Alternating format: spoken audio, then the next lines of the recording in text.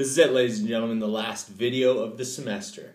The final part of Unit 6, we're going to talk about cities, we're going to talk about the far west, and we're also going to talk about racial politics. Let's get after it, starting on page 3 of the study guide, talking about the American city. You have to understand the American city is growing, not just because of the industrial process, but also because of vast amounts of immigration and migration. As immigrants arrive in the new cities in order to meet industrial demand, they're being met by migrants from different parts of America, making their way from rural areas into urban areas to also work in factories. So there's a lot of people working in the factories is what you should take from that. Where are my new immigrants coming from? That's a key phrase for this unit, new immigrants. New immigrants are from Southern and Eastern Europe. They're not your traditional American European immigrants. In other words, they're not from England or Ireland or Germany or areas where light-skinned Europeans are going to arrive from. These are a darker-skinned European. They tend to have more Slavic language base, or languages at least that don't tend towards English, and they are going to be very difficult to assimilate, and many Americans are going to be upset about that. Okay?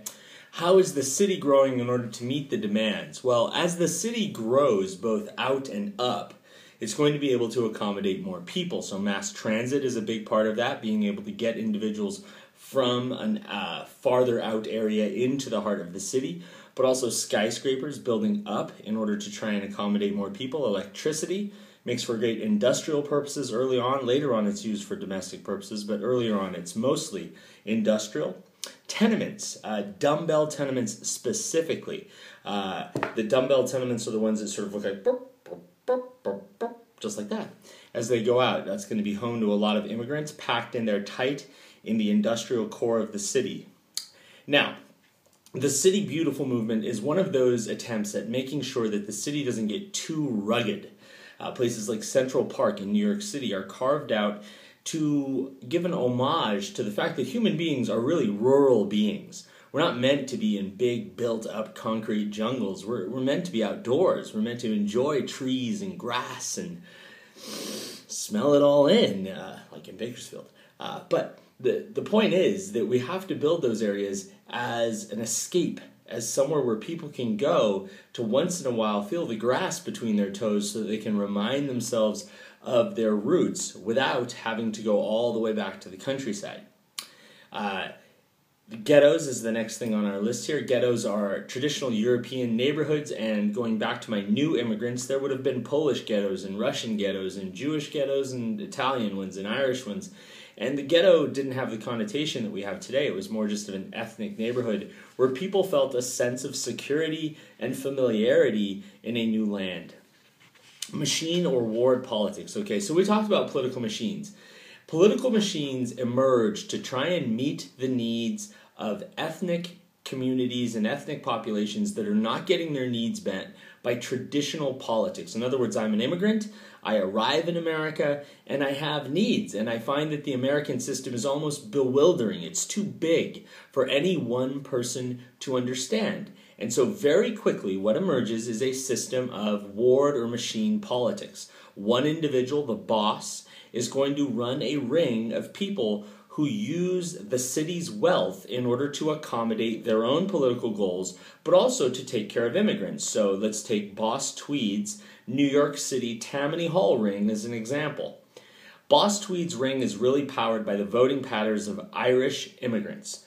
Those Irish immigrants, once they have voting rights, are going to be very powerful forces for us. On election day, we're going to ask them to go down to the polling places and vote, oftentimes more than once, for our particular candidates. Now, when they vote for our particular candidates, in return for that, we are going to give them somewhere to live, we're going to give them a job, we're going to take care of them. So both the immigrants there are going to be taken care of and also serve the political machine. Now, the politicians that we just voted into office are a key part of the political machine. They are going to make decisions about what businesses get lucrative building contracts that are going to be paid by taxpayer money. Those lucrative building contracts could be a bridge, a road, a municipal building, you name it. But the important thing is that no matter what our businesses bid, they're going to be the ones who win the contracts. So my politicians have as their job now, having been voted into office by machine individuals, an obligation to make sure that machine businesses get picked for the right gigs. If that doesn't happen, the whole system shuts down. Now, it is going to happen because they're going to pick the right businesses. Those businesses are going to employ the immigrants. They're also going to kick back some of the government contract. They're going to kick back money to the politicians who made the decisions. They're going to kick back money to the bosses, to the police, to the judges, whoever we need to pay off in order to keep this system flowing.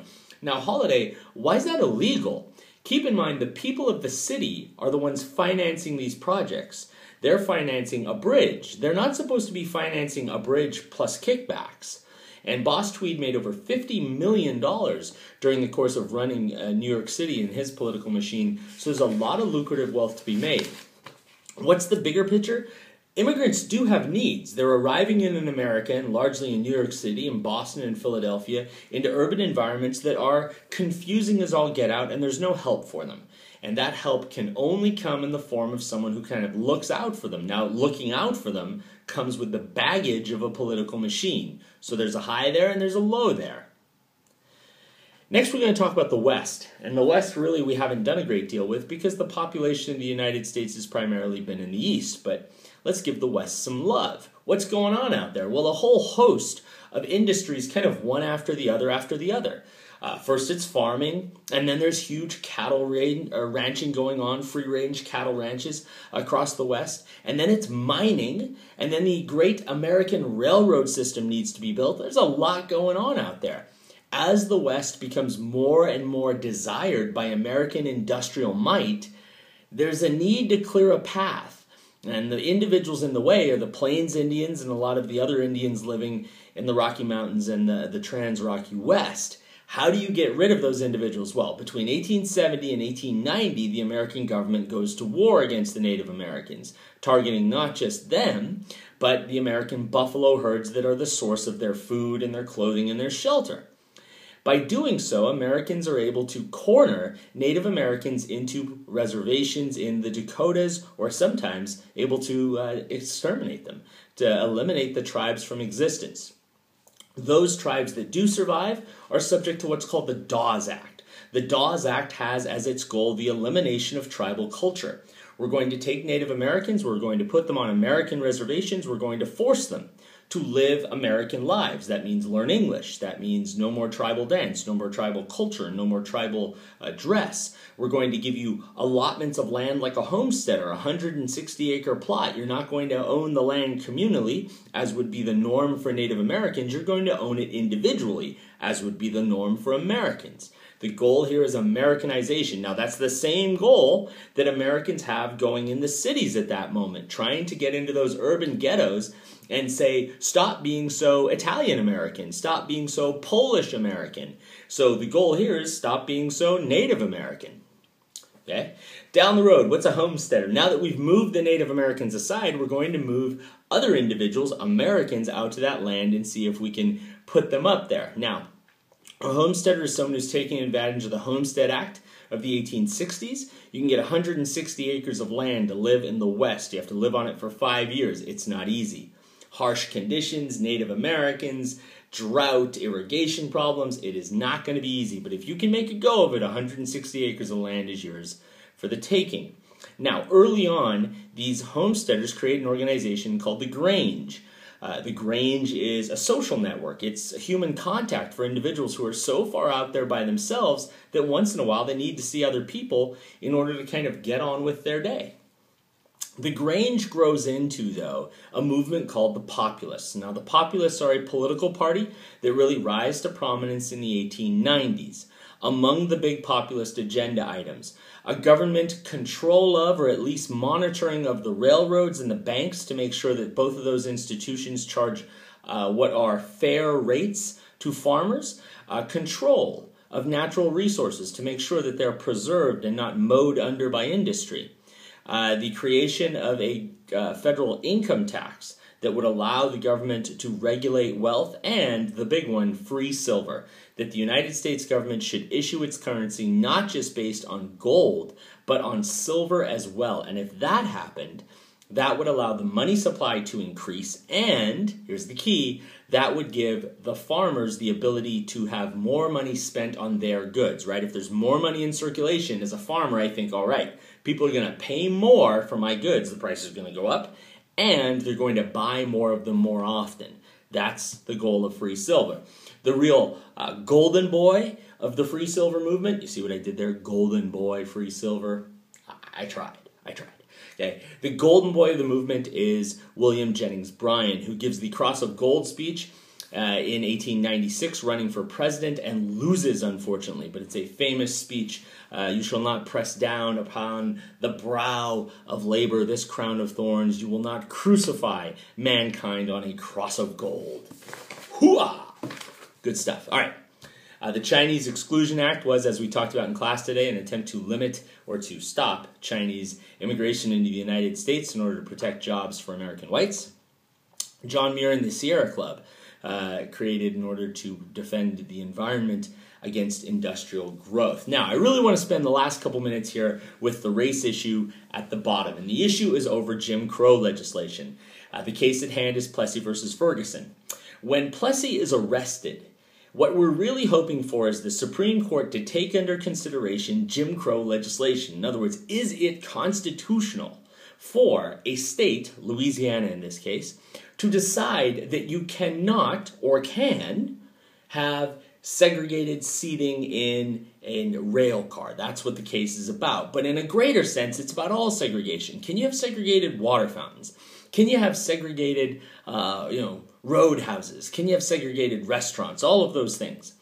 What the Supreme Court says in its ruling is yes. Yes, you can have segregation because you can have separate but equal. That's the famous phrase. You got to have it. Separate but equal facilities. That means that you could take all of the people in a society and divide them into two sets of facilities. And as long as those facilities are equal, that's okay. Now, that equal part is always going to be the sticking point. We're never really going to see that be as consistently good as it should be.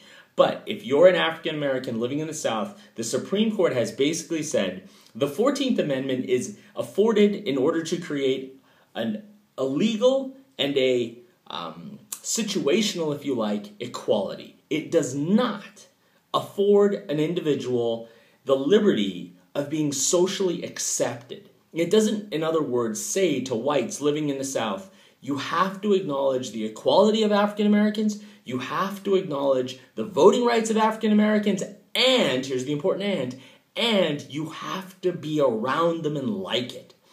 The Supreme Court didn't think that the purpose of the legislation was to sort of encourage Freemasonry, to encourage friendship and comradeship among the two races. That was not what was intended in the legislation, and therefore, in upholding the segregation laws, the Supreme Court is saying there is a right of the southern states to decide how they organize their societies, and that law is going to stay on the books until the 1954 case of Brown versus Board of Education. Now, the two big intellectual disagreements, or disagreeers I should say, over what to do next, Booker T. Washington's going to say, work hard, keep your head down. Eventually white society is going to appreciate us. They're going to realize that we are working hard and we're an integral part of this situation. On the other hand, Webb Du Bois is going to say, no, we deserve equality now. Nothing in the 14th Amendment says that we have to wait. Nothing in the 14th Amendment says that we have to sit here and hold on forever until white people are willing to give us equality. That's something that's granted to us by the Constitution. We shouldn't have to wait. That, ladies and gentlemen, brings us to the end of this first semester. It has been a wonderful semester. I have thoroughly enjoyed the opportunity of teaching y'all all 4 periods worth. I hope that you made it all the way to the end of this video, so that I hope you can hear me say that this has been fun. I know it may sound like something that's trite and something that teachers say, but this really has been one of those classes I've enjoyed deeply. It has a lot of energy. It has a lot of great characters in it. There's a great devotion to education there and a great willingness to work, and it is fun to teach people like yourselves. I hope finals week is pretty easy for you, to be honest. I hope it's smooth. I hope it leads to a very restful Christmas season. From my family to yours, all the best. Happy holidays.